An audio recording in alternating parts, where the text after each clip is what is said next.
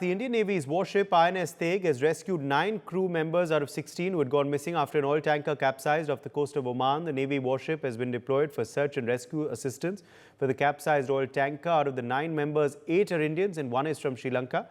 The entire crew of MT Falcon Prestige, a Comoros flagged oil tanker, had capsized 25 nautical miles southeast of Ras Madrak near the port town of Dukhan in Oman.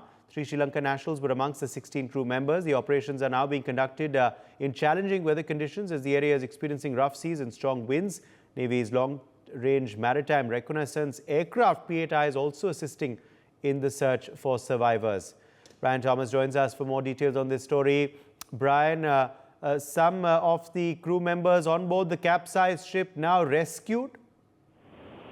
Well, Uday, now 8 Indians and 1 Sri Lankan were rescued on Monday after the MT Falcon Prestige vessel capsized off the coast of Oman. Now, the vessel had a total of 25 crew members, which included 13 Indians. Now, talking about the rescue operations also, Uday, it was conducted by the Indian Navy ship INS Teg, which was on an operational turnaround and rescued the 9 sailors. Also, the MOD, also the Defense Ministry also said that Indian warship was performing an operational turnout in the area and was directed to carry out search and rescue operations. The warship also located the capsized oil tanker, and the Navy also deployed the P-8I maritime patrol aircraft along with Omani assets and operators to extend the search and rescue efforts for the remaining 16 crew members, which included 13 Indians and 3 Sri Lankans.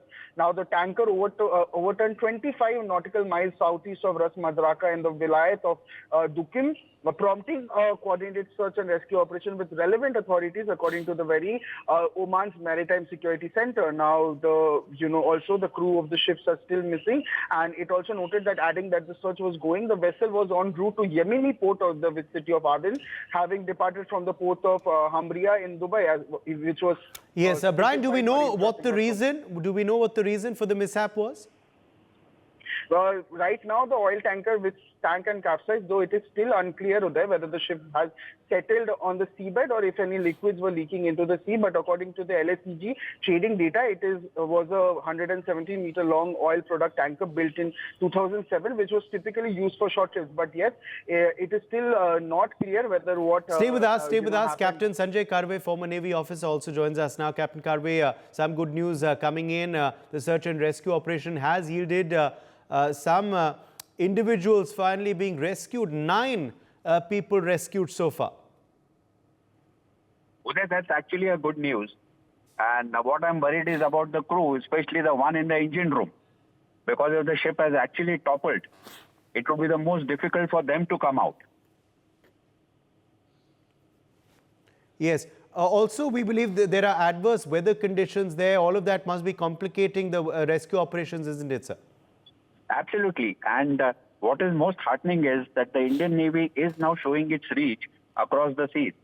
INS Teg is already there in that area, and the Navy's maritime P-8I keeps on monitoring that area.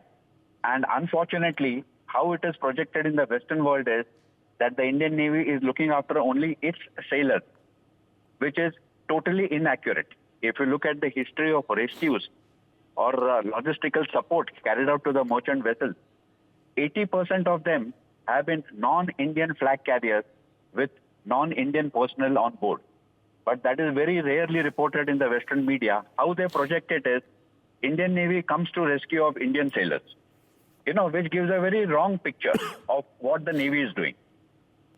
For more such videos, subscribe to the NewsX YouTube channel, hit the bell icon.